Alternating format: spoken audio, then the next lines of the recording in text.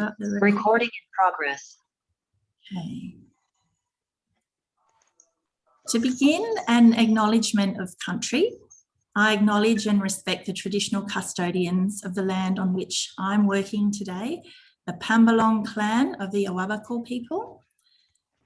Today, we come together from lands far and wide that have been cared for by Aboriginal and Torres Strait Islander peoples for over 60,000 years. Let us pay our respects to elders past, present, and future. So the purpose of this workshop today is to offer administrative and management support to community languages schools and their committees to support you in your responsibilities around fulfilling the program's guidelines, and to support committees in achieving best practice when running a new community language school. And if that's confusing to you, don't worry, all will become clear, I hope, as we progress. So here is the contents, and today my goal is to get through the list on the left and tomorrow address the list on the right. So first of all, I'll talk a little bit about what the program is, contacts and associations that support the program and you, grants, funding applications in the database, record keeping and reporting requirements, COVID-19 requirements, the Minister's Awards, and rights and responsibilities with host schools, and professional development and training opportunities, which is quite a lot, isn't it? So, first of all, to the program. I'm just going to have a look and make sure everyone's on mute. So I'm hearing somebody.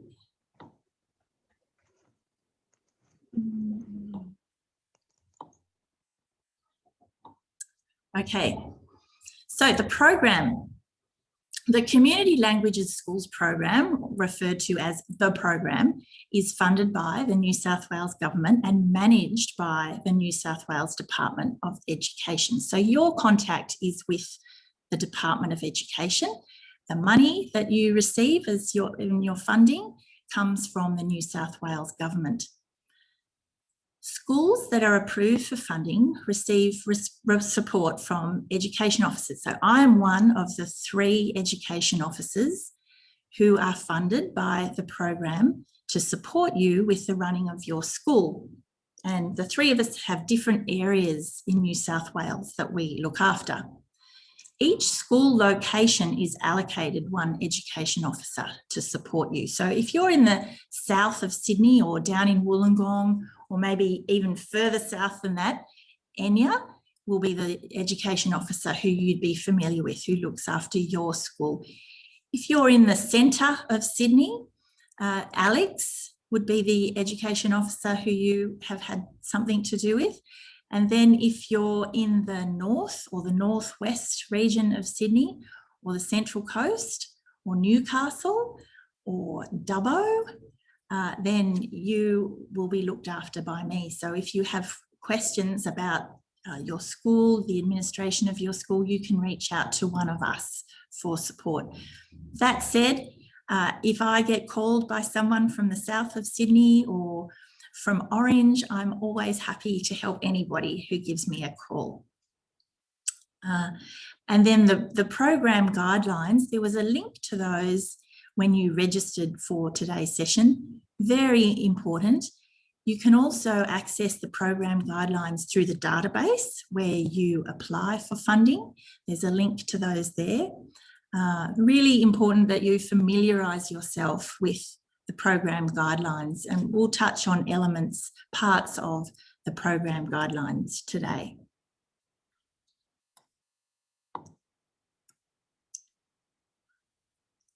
So the New South Wales Department of Education has a huge website, and within that website there's an area dedicated to our Community Languages Schools program.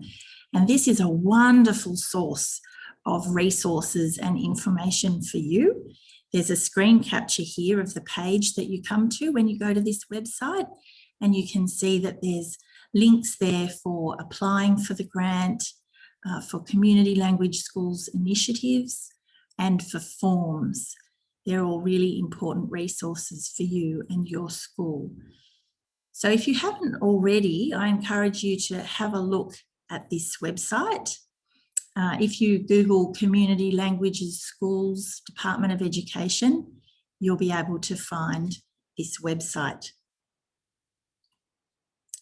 The Community Language Schools program also has its own Facebook and Twitter account, and that's a great source of information. We post here if we've got workshops coming up that we think you might be interested in, and then all sorts of other information about events or just learning resources that might be interesting to our schools are posted on the Facebook and Twitter accounts. So if you're into Facebook and or Twitter, I encourage you to follow the Department of Education. Contacts and associations. So within the New South Wales Department of Education, there are a couple of key people who you may already be familiar with. The program coordinator is Lyndall Franks, and she has been the program coordinator since the beginning of this year. If you've been around longer than that, you might be familiar with Nina Konomos, who was the program coordinator before Lyndall. So Lyndall's the program coordinator from this year. And then Vera is our wonderful support officer. And Vera has been around for a really long time and is an amazing source of information. You might have called Vera with questions about how to apply for the grant. You might have spoken to Vera or received an email with your access code to the database. So Vera is the support officer for the Community Languages Schools program. So those two people sit within the Department of Education. And then, as I mentioned earlier, there's the 3 education officers. Myself, I am employed by Hunter Community Languages. Alex, who's employed by the New South Wales Federation of Community Languages Schools. And then Enya, who's employed by the Association of Illawarra Community Languages Schools. So the 3 of us, like your organisations, our 3 organisations receive funding from the Department of Education to employ the 3 of us to support you in your work. And each of our organisations is a not-for-profit, just like yours, and you can join any of the organisations. A lot of people join the one that's closest to them, but I have members from Sydney and Western Sydney in Hunter Community Languages as well. And Enya has members from all over Sydney. So you can join any of the associations, or 1 or 2 or 3 of the associations, and they are a wonderful source. I'm sure you're already aware of subsidised insurance, which is one of the requirements of being a part of this program, that you have public liability insurance to the value of $20 million. And each of our associations gets insurance and is able to offer subsidised insurance for a much reduced fee to our members. So those are the 3 organisations and the 3 education officers from those organisations that support the Community Languages program. I'm just going to have a look at this point and see if there are any questions so far about what I've covered so far. Let me see.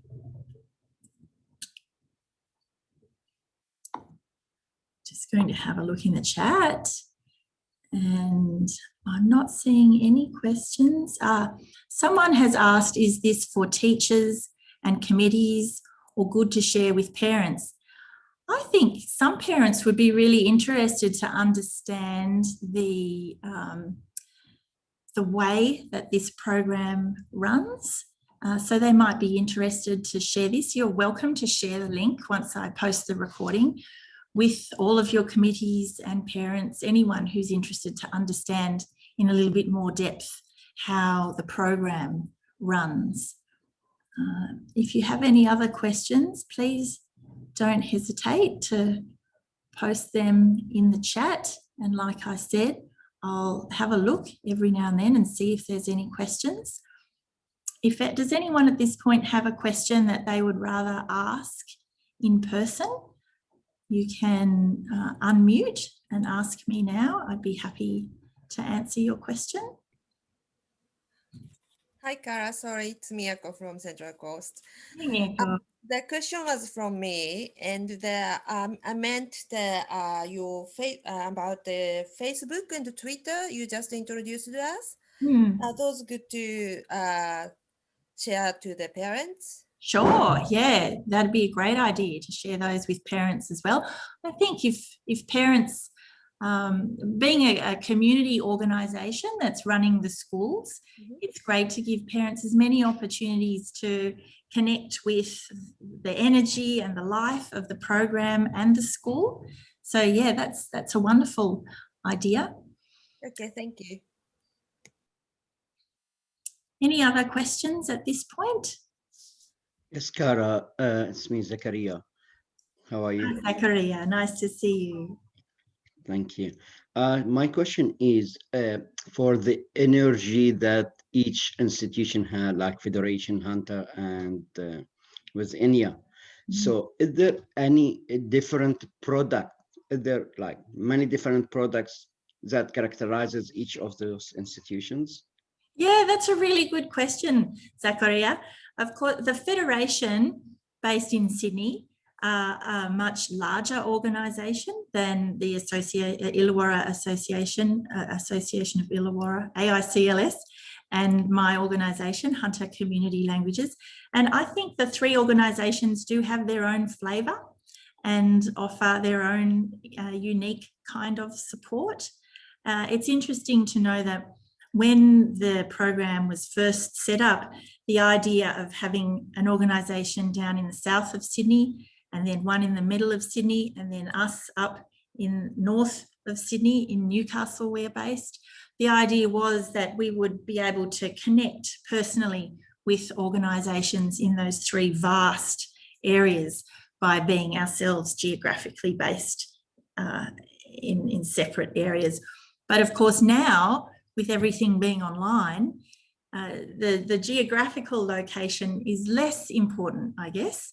And I find myself coming to Sydney to visit schools as a big part of my job. So even though I'm based in Newcastle, I'm down in Sydney visiting schools that are a part of my area.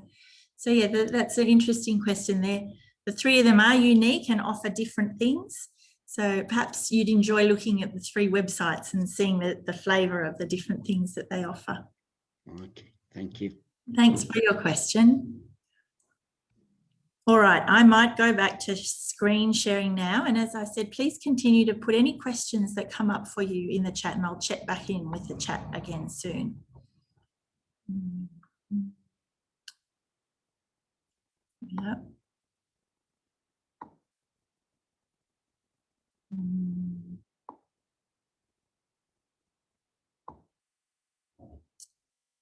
Okay, moving on.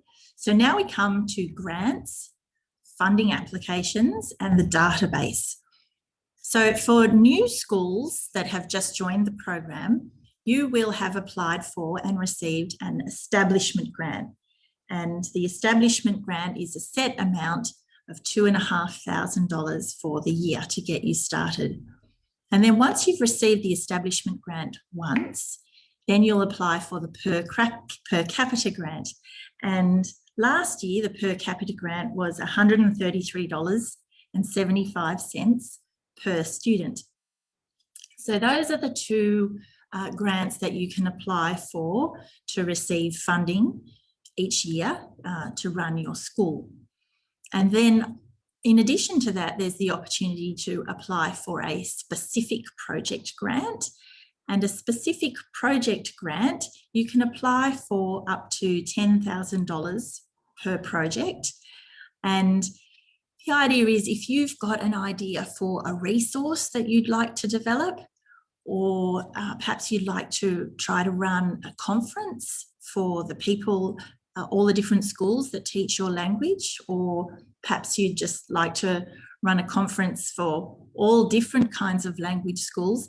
If you have an idea for a project, you can apply to get funding for this specific project grant. And if you have a look on that website that I talked about, the department's website, they have guidelines there for the kinds of things that you can apply for a specific project grant, and they have examples of past specific project grants that have been funded.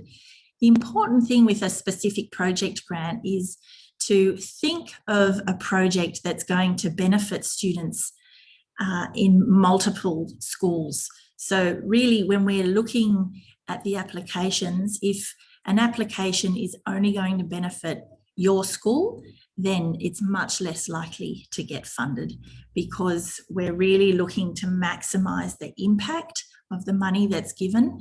And if a project comes before us that looks like it's going to benefit students and schools over multiple locations through New South Wales, then of course that funding is much more desirable. So that's something to think about if you've got an idea for a project. The expectation is that the fruits of your labour will be shared and will be shared widely, and that's the kind of project that's going to get funded. The other thing is there's a limited pool of funding available, so we're looking for value for money in terms of the projects that applied. And as with all projects, if you can show an in-kind contribution from your organisation, then that's much more desirable as well. So in the grant application, when you detail the money that's going to be used for the project, it's great if you can show that some resources will be contributed by your organisation, as well as the resources that you're asking for from the Department of Education. So that's just a little bit about the specific project grant. Now, all of these grants you apply for through the database, which I guess you've all seen. I might just jump over at this point to the database and we'll have a little look. So I know that we're all thinking about the same thing here.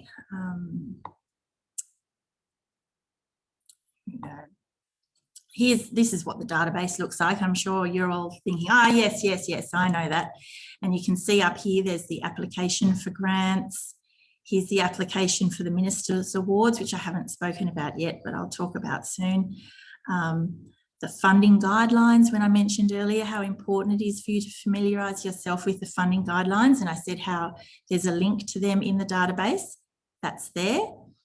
And accessing documents, this is where you click to upload your documents to the database. And then there's some forms here. So this is the database. This is what I'm talking about when I mention the database.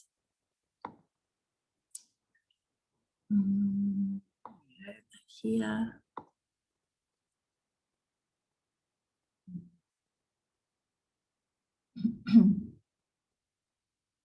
Lost my mouse. There we go. So Vera will have given you an access code to get into the database, and that's where you'll upload your forms, apply for your grants, upload your grant acquittal, yeah, that's where you put all of the forms that you need for your funding to apply and to acquit the funding at the end of the year. So the application system, that database, is open from the beginning of February each year and closes on the 30th of April. That's when your applications for funding are due for the establishment grant and for the per capita grant. You can add information to this database right from the start of the year. So as you're getting the information in about your students, the numbers of students, your locations, the weeks that you're going to operate for throughout the year, you can be putting this information into that database from the beginning of February. But of course, you can't submit your application until the last week of April, because one of the things that we need to know about in your application is what the attendance was for term 1.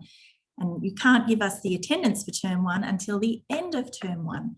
So while you can start putting information in from the beginning of February, you can't actually submit your application until the end of April, until the end of term 1, when you can submit the attendance. And of course, with that per capita grant where we fund you per student, you're only funded for 70 students who attend for 70% of term 1 or more. So it's really important that you communicate to your families that that attendance in term 1 will determine whether or not their child gets funded and the school gets money for their child's attendance at school. So you really want as many students as possible to be coming for 70% of the classes in term 1 or more, something to keep in mind.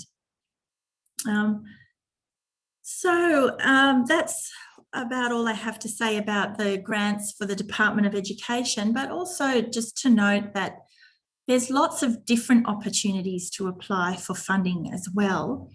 And you'll be notified of those from the Department of Education sometimes, or from the association that you're a member of. And over the last couple of years, last year there was the Internet and Technology Grant that was given out to the schools that were a part of this program by the Department of Education. And that was, I think, $800 per class. So that was another grant that you were able to apply for last year. That's not going to be an ongoing grant. That was just a one-off thing for last year. And then another grant that was available, I can't remember now if it was last year or the year before, but was the Community Languages Multicultural Grants Program from the Department of Home Affairs. And we were able to help a number of our schools to apply for that funding. And they also did a per capita grant and a special project grant. They call them Stream 1 and Stream 2. So there was that opportunity. That also was a one-off. But once you're an incorporated association, as you have to be a part of this program, there are opportunities to apply for all kinds of different grants. At the moment, Australia Post has some grants that are open to organisations like yours for up to $10,000 that you could go and apply for. So becoming an incorporated association so that you can apply for this funding from the Department of Education is one thing. And it might be quite a bit of work for your organisation to be an incorporated association. I'll talk later about the requirements of being an incorporated association. But if you're interested in trying to apply for multiple sources of funding, to do extra things in your school, to get extra money, to get resources, to develop programs, maybe to give some payment to teachers, there are all sorts of different grants that you can apply for as an incorporated association. And the other thing is the Creative Kids vouchers. I know a number of my schools have registered with Creative Kids so that parents can use the Creative Kids voucher that they can get from the government and pass that on to the school as another source of income for the school. So lots of opportunities actually to apply for funding from the Department of Education and then more broadly from other organisations. Record keeping and reporting requirements. Don't forget, if any questions are coming up for you, please put them in the chat, or if you'd like to ask them, maybe make a note of them, and I'll make some time again at the end of this slide to check in about your questions. So forms, there's actually quite a few forms that you need to keep as a community language school in the Department of Education's program. And these include an attendance roll and enrolment forms, which has information on it about medical conditions that your student might have, permission to publish forms, so that if you take a photo of the class, that there's not going to be a problem from the parent. Whenever I visit schools, I always ask the schools that I'm visiting, is it okay if I take photos? Have all of the children's families signed permission to publish forms? And if there's any students in the class whose parents haven't signed this form, I'm careful not to take a photo with that child in the photo. So that's an important form. Permission to use information by the Department of Education form. Because you're giving information about the student to the Department of Education as a part of your grant application, you actually need to get the parents to sign a form saying that they understand that the child's personal information will be passed on to the Department of Education, and they give you permission to release that information. Those forms are all on the Department of Education's website. So you can get those forms from the Department of Education website, download them and give them to your parents as a part of an enrolment package at the beginning of the year, and then store them somewhere safely. So there's some forms for running your school for the Department of Education's Community Languages Schools program. And then, as I mentioned, because you have set yourself up as an incorporated association in order to receive the funding from the Department of Education, you have obligations to the Department of Fair Trading in terms of record keeping, an annual financial report form, holding an AGM and committee meetings, keeping minutes in English, keeping a register of members, recording conflict of interest in meetings. So there's quite a lot there. These are all explained in more detail on the Department of Fair Trading's website. But it's really important to be aware of that annual financial report form. So in order to receive funding from this program and set up as an incorporated association, you will have, or somebody for your organisation will have written a constitution. And in that constitution, you will have said that one of the objects of your organisation is to teach your heritage language to children. And in that constitution, it outlines what year your organisation follows. Some organisations follow a calendar year from January to December, and some organisations follow a financial year. And that information is important because you need to hold an AGM each year relative to when your year is for your school. So make sure you have a look at your constitution and take note of if your organisation begins its year in January or in July, and then make sure that you have your AGM at the right time according to when your financial year is for your organisation. And then after you've had your AGM, you need to fill in this A12 form, which you get off the Department of Fair Trading's website, to say that you've had your AGM and that you're earning under a certain amount of money as an organisation, and just to keep your registration with the Department of Fair Trading current. So that's just a little bit about a form for the Department of Fair Trading. We've looked at forms for the Department of Education. There's that form there for the Department of Fair Trading. And then as a part of the Department of Education's program, you need to keep financial records and accounting, because of course you need to acquit your funding at the end of each year. Now, just something to say about that, that's a little bit tricky because, as you know, as I mentioned, you submit your application for funding at the end of April. I've mentioned how the database opens in February. You can start putting your information in, but you hit that submit button at the end of April. You don't usually hear back about whether or not you've been successful until towards the end of term 3, sometimes term 4. So, for example, this year, you've submitted your application for your establishment grant, or well, no, for your per capita grant, because you would have got your establishment grant last year.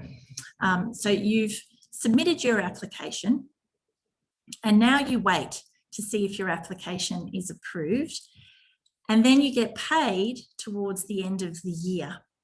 But the money that you receive at the end of the year is actually for this financial year. So the expectation is that you are spending the money even though you actually haven't received the money yet. And then you will acquit the money that you've been spending at the end of the year or before your application for the following financial year. So it's quite tricky. I know with my organisation, even though our funding is for the financial year, we often don't receive the funding until towards the end of term 3. So we need to make sure we've saved enough money to keep us going from the beginning of the financial year until the end of term 3. It's a little bit confusing that way, but yeah, that's just the way it is. It takes a while for your funding applications to go through the different levels of the Department of Education to be approved before you can actually see that money.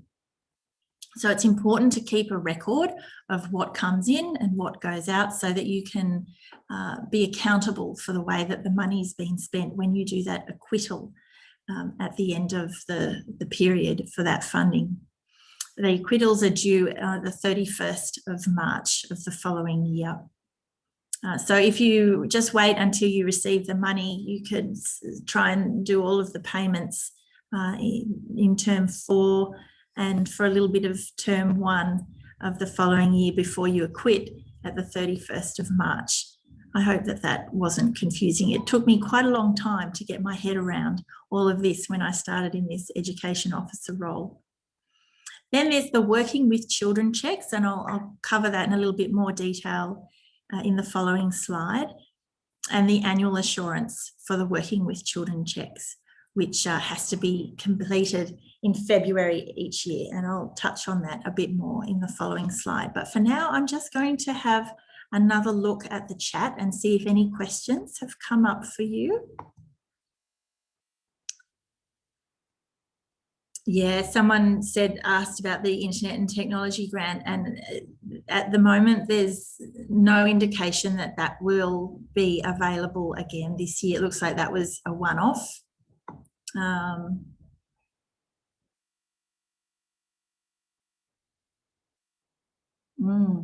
Well, there's some interesting and big questions here. So someone's asked about a template for employment contracts for hiring staff. And this is actually a really big topic, hiring staff, paying staff, if staff are volunteers or if they are paid workers, and the implications of whether or not your staff are volunteers or paid workers is important for your insurance. So each of the associations through which you can get insurance offer volunteers workers insurance as a part of what you pay to access their insurance. And that volunteer workers insurance is important because if one of your volunteers has an accident while they're teaching in the school, that volunteer workers insurance will give them some money to cover lost wages because of their accident. So there's that. But if you're not a true volunteer, then you're not covered by the volunteers accident insurance, in which case you need to have workers' compensation insurance for your teachers if they're to be covered for lost wages in the event of an accident. The public liability insurance will cover people for really terrible accidents or death, but the lost wages part is coming from the volunteers accident insurance or the workers' compensation insurance.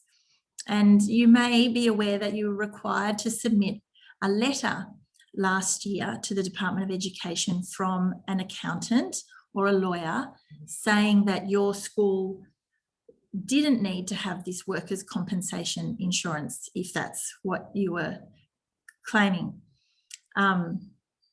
And it would appear that that's going to be an ongoing requirement at this stage to supply that letter if you're not using the volunteers work. If you are using volunteers workers insurance, then you need to have a letter from an accountant or a lawyer saying that, yes, this is the correct insurance to be using for your workers. You don't need workers' compensation insurance.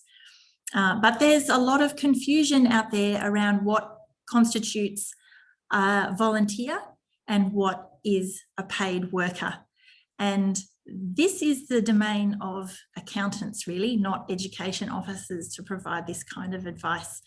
But last year I had an accountant come along and do a webinar about this topic, and he gave advice about at what point your volunteers cease to be volunteers and become paid workers, and how you can approach paying them so that everything is legal and above board, and how to access the workers' compensation insurance.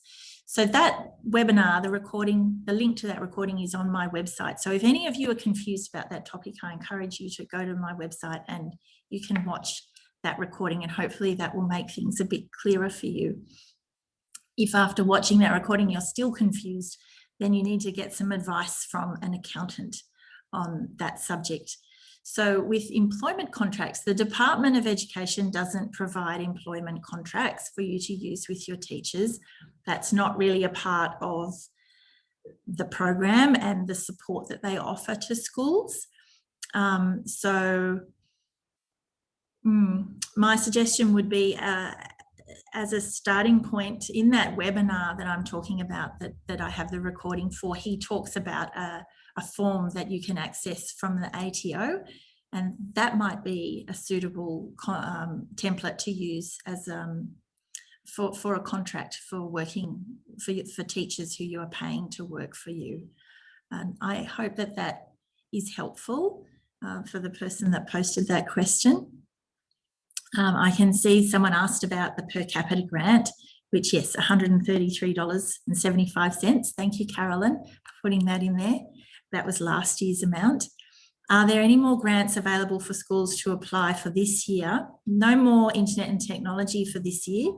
But like I said, the Australia Post grant is out there if you wanted to apply for that, and the Creative Kids vouchers are still an option if you haven't already got that set up for your school.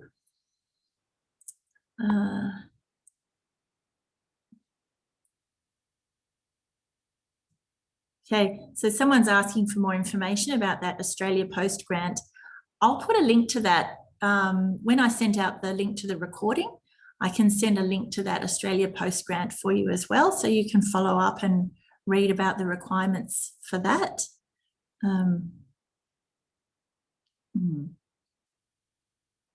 Oh, and I'll give you the details for the website a bit later. And someone said that they applied for the technology grant and didn't get it. Then that's a question for Vera.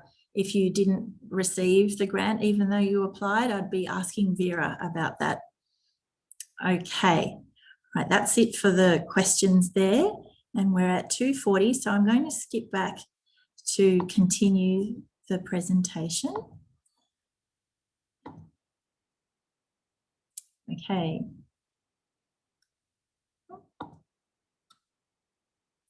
So the working with children checks, really vital and a requirement of receiving funding, that all of your workers that are working with children have done this working with children check.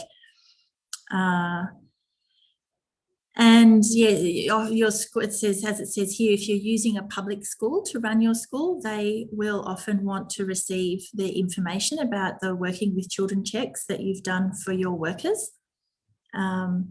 And then there's a point there down the bottom. Every year your organisation needs to sign an assurance form.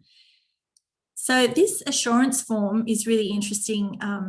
On this assurance form, you are verifying that you have gone in and verified that the working with children checks for all your workers are current and valid. Someone could give you a working with children check number that has actually expired, and you wouldn't know that unless you verify that their working with children check is current and is valid. The other thing is, heaven forbid, you could get somebody who had done something bad with children, and so there would be like a mark against this person's name with the Office of Children's Guardian. And when you go in to verify they're working with children check, you would receive an alert. No, this person is not safe to work with children. And given that the Working with Children check numbers are valid for a number of years, there's a big window of opportunity for something to go wrong. So it's really important that every year you put that teacher's number in to the verification part of the website and verify that their number is current and that they haven't done anything bad to children since you last checked in February of the year before. So this is really, really important. It's not enough that the teacher gives you a Working with Children check number. You have to go in as an organisation and verify that that number is valid and that this person is still safe for working with children. And this year, well, every year, Vera splits all of the, nearly 600 schools between the 3 education officers, and we go into every single organisation and check if your verification, your annual assurance form has been signed. That's one of the forms on the website, the annual assurance form. And the assurance form says, I have verified the Working with Children checks, the Working with Children check numbers for all of our teachers. So you are taking responsibility and saying, yes, I've checked all of these numbers. We go in and check every single organisation and make sure that that form has been signed so that we can know that you have checked those numbers. And it really needs to be done in February, because you don't want teachers going in and teaching students who you haven't double checked, who you haven't verified.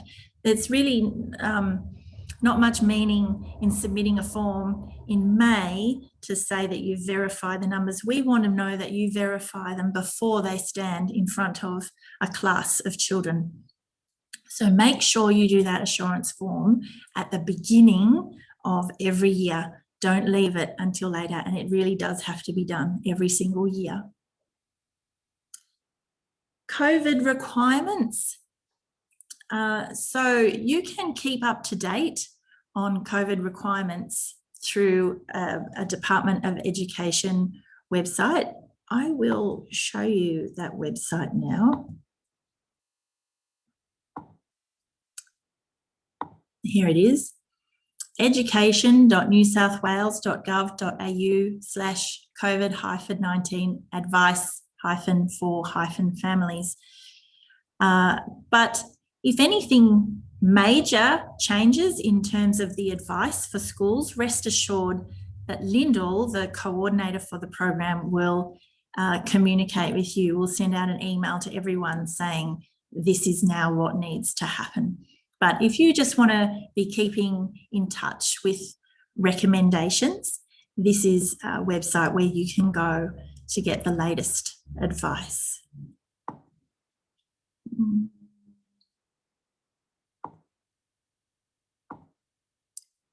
You will all have a COVID-19 safety plan for your schools and a QR code. Make sure that families know that if their students are unwell, they need to stay at home, and that you continue to do the cleaning, the physical distancing, personal hygiene, following your safety plan for your organisation. So moving on to the Minister's Awards for Excellence. This is a wonderful part of being in this Community Language Schools program, that you have the opportunity to nominate a student from each of your locations. In primary school, you can nominate one student from primary school, one student from high school to receive this award. And there's different levels of awards that are given out, but each year we choose 10 students to receive the Minister's Award, and those students are presented with a certificate from the Minister for Education, and those students are invited to make a speech to everybody in attendance in their heritage language, which is the big screen on the stage, and the English translation for their speech is projected up onto the screen. As you can see from this photo here, most of the students wear a traditional dress, and it really is a most beautiful, beautiful event to acknowledge the efforts of the children and the work that they do. So applications are open from the 1st of May and they closed on the 30th of May this year. So you might have not realised about this and not applied this year, but you can apply next year. And it's quite a process. The application is in the database, as I said, and something important to note is that the students whose names are put forward by the organisation, not just by one person. So it really needs to be a collaborative event, a collaborative process where you get together a number of people, maybe a couple of teachers or more teachers, depending on the size of your organisation, maybe some committee members, and then you all decide together. It's your organisation putting someone's name forward, not one person putting somebody's name forward. And one of the questions in the grant, in the application for the Minister's Award, points to this very idea that have you got together as a group and come up with this application? It hasn't just come from one person. If you are thinking that you'd like to apply next year, I've actually prepared a short video that there's a link to on my website that talks through the questions that are asked in the application and gives you some pointers for how you can address those questions and explains what the questions are actually asking for in the application. So have a look at that video next year so that you can be clear about how to answer the questions. And the schools are eligible to apply after 1 year. So if you're receiving the establishment grant this year, you couldn't have applied this year anyway. And then there's a mention there to the language ambassadors. So we have an ambassadors program as well for students who've finished school, they've graduated from the Community Languages Schools program in high school, and we select some language ambassadors each year who are announced at the Minister's Awards. And these ambassadors are like spokespeople, if you like, for the program. So as education officers, we can invite them to come to events, to speak about the Community Languages program. And it's quite an honour for a graduate of the Community Languages Schools program to apply. I'm pretty sure they have to be 18 or older. So it's for the young adults who've been through the program. Professional development and training, we're getting towards the end of our time together. And I think this is the last slide. Yes, this is the last slide. So I'll finish with this and then switch over to spend a little bit of time on questions at the end. So Sydney Institute for Community Languages Education, also known as SICL, is based at Sydney University, and many of you will be familiar with Professor Ken Cruikshank, who heads up SICL, and they have some wonderful opportunities for professional development and training for teachers. I know that there's an event coming up very soon specifically for teachers of Chinese Mandarin, and sometimes they have language-specific professional development and training for teachers. And then there's more generally these three different levels of courses. Well, it's actually 2 levels. There's the foundation and advanced for teachers, and then a program in school leadership and management programs for principals and managers of schools. So there are 3 different programs, and you can have a look at the Sydney Institute for Community Languages Education webpage to get more information about those. And then Lyndall, the coordinator for the program, she sends out emails when SICL have events coming up that you can join in. And actually at the end of this year, they're having an international conference at Sydney University in Community Languages Education, which is really exciting, bringing speakers from overseas to give keynote addresses, and they're going to be inviting teachers to run workshops on teaching practice. So you may have teachers who'd like to put their hands up to run a workshop at that international conference, And then there'll be people speaking about the theory of community languages education as well. So that's something that we'll let you know when it's time to register for, and that will be an amazing event at the end of this year.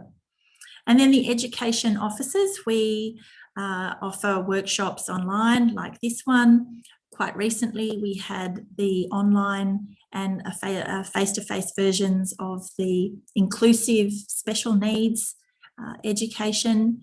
That was another workshop. And then there's workshops that are ongoing that we let you know about through Lyndall and Vera, that they'll send out emails to let you know if there's something happening. I know the Federation have been offering a lot of master classes in the evenings with keynote speakers.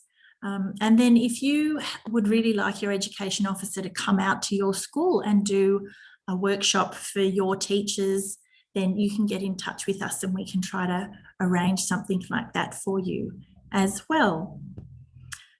Wow, so that was a lot. I'm glad we split it into 2 one-hour sessions over 2 days, because there's a lot of information there. I'm glad that I've recorded it, because you may want to even go back and re-listen to some of the information that I've shared with you today. I'm going to stop sharing and see if we've got any questions over here.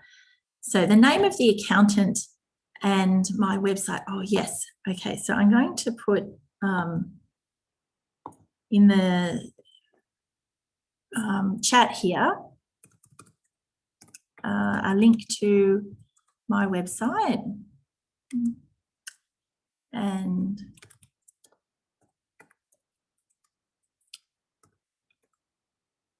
my email address. And then if you have a look at that recording about paying teachers, you'll see the details of the accountant who did that webinar. And Brenton is a lovely fellow who specialises in working with not-for-profits, and he understands the community languages schools context quite well. And he was helping a lot of our schools with getting that letter together for the Department of Education for a reasonable price, schools that didn't have access to an accountant or a lawyer within their community. So he is a great resource, and you can find his details in that recording of that webinar. So Zachariah has a question regarding AGMs. Yes, Cara. Yeah, what's your question? My question is, the community language school that I run are under a big umbrella of another institution. So the institution has their constitution, they have their AGM and stuff. Do I need to have like a small AGM for the community that runs the schools? That's a lovely question. Thank you for asking that question. So I know, for example, Balamala is a really big Tamil organisation that has many schools that they act like an umbrella organisation. Like affiliated. And their schools are all independent associations. So all of their schools run as their own incorporated association. So all of their schools have to have an AGM. But if it sounds like in your case, your umbrella organisation is the incorporated association, and then your schools are just a part of the running of that organisation. So those schools don't need to have an AGM. You don't even need to have committee meetings. It's just the umbrella organisation needs to do that. So Sanas has asked, is volunteers insurance different from public liability insurance? And yes, it is different from public liability insurance. You have to have public liability insurance to pretty much use any public space.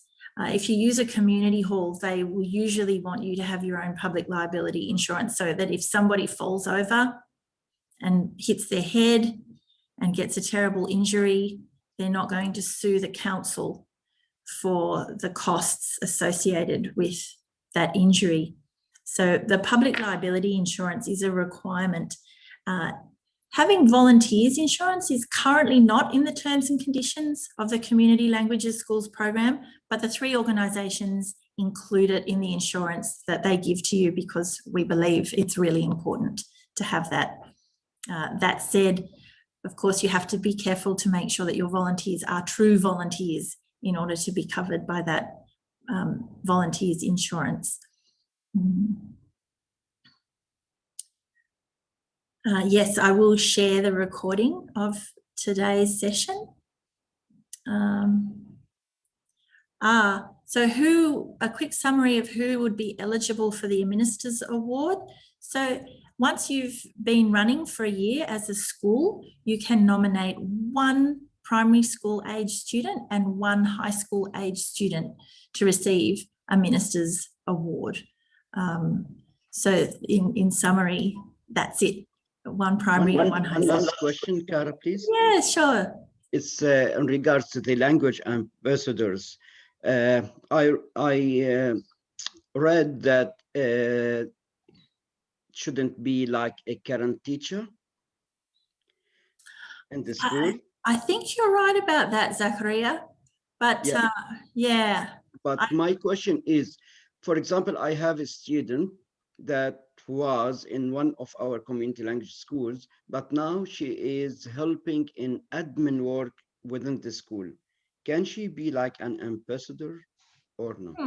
Well, I don't want to give you the wrong information, so I'm going to double check about that and tell you tomorrow. Is that okay?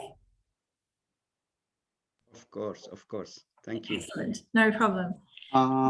Excuse me. Yeah.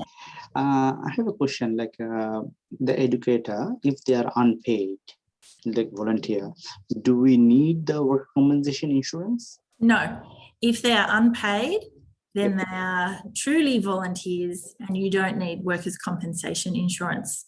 So we need the public liability insurance for the student who are coming. Yeah, you need the public liability insurance for everybody. Yep. And then the volunteers insurance will cover your teachers for loss of earnings if they have an accident. So the volunteer insurance, so there is okay, I never heard of this insurance. That's interesting. Who do you get your insurance from? From the Federation? I have to check with another guy. He's organizing the insurance. Yeah. So the volunteer insurance, yep. Yeah, well, the volunteers insurance is built into the insurance that we provide, Hunter Community Languages, and I'm sure that I know that the other 2 associations include that as a part of their insurance. So you provide the public liability insurance, so we can get it from you as well. Yes, but you can get it from any of the 3. Yeah, but yours, so if we get it from you, typically the volunteer insurance come with that. Yeah, and it does with the other organizations as well. So other means any third-party organization or any of 3? Any of the 3. So, any of Hunter Community Languages or the Association of Illawarra Community Languages Schools or the New South Wales Federation of Community Language Schools. Those 3 organisations include the public liability. So the detail is going to be in the recorded, like the one you send it to us shortly. Sorry, what was that question? So we will receive the slides and we will receive the recording shortly for today's session. So the information going to be there. Yes. Beautiful. Okay. And then someone's asked that they have a volunteer who is under 18. Does she need a working with children check? No, she doesn't. And I know that question because one of our local schools has somebody working there who's under 18, and I looked into it and they didn't need to have a working with children check. And Which is already a child. Yes. And paid teachers do need to have the workers' compensation insurance, which is why the department started asking for that letter to be provided as evidence of not needing the workers' compensation insurance. So it's regardless how much you are paying them. You can pay a lump sum or whatever, but if there is a paid teacher, you have to have the workers' compensation. Yeah, and this is a complicated question. At what point does it stop being a volunteer? With the workers' compensation insurance, my understanding is it's $7,000. Someone here might be able to call me on this if my memory's wrong. $7,000 per organisation. Once it starts being more than $7,000 that's paid per organisation, you are supposed to get workers' compensation insurance. But that doesn't address the issue that even if you pay your workers below the award wage, so you're not paying $7,000 or more, if they're not volunteers because they are being paid, even if they're being paid less than the award, they're still not covered by volunteers insurance once they're not considered volunteers anymore. It's quite, yeah, $7,000 per year. So it's quite complicated. So I encourage you to watch that webinar that I talked about that's on my website, because I'm not an accountant, so I can't really give, I'm not really qualified to give advice around this subject. I'm just passing on the little that I know from my investigations, but I'd really feel more comfortable if you watch an accountant addressing these questions. Okay, well, we've hit 3 o'clock, so I think we might finish up there. Thank you for being here, everybody. If you go away and you think of a question, then please bring that along tomorrow. And if I don't have time to answer it, you can email it to me and I'll follow up with email as well. Have a lovely rest, and I look forward to seeing you tomorrow. Thank you, Bye. Cara. Bye, Caroline. Thank you, Cara. Thank you.